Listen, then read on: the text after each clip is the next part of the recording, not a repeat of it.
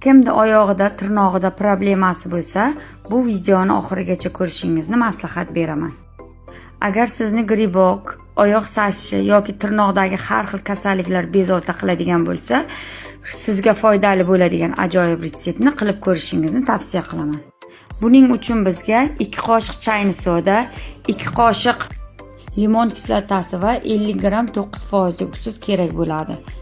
Bu yerda chayni soda antiseptik vazifasini bajaradi.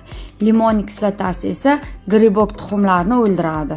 Bu protsedurani 1 hafta davomida qilsangiz, oyoqdagi problemalarning hammasidan qutulasiz. Smesni tayyorlab, tirnoqlarimizni mayda shotka orqali yaxshilab tozalaymiz va 15-20 minut oyog'imizni ivitib qo'yamiz. Natijaga erishish uchun bu protsedurani 1 hafta davomida har kun qilishingizni maslahat beraman. Hammaga yaxshi kayfiyat va sog'lik tilayman.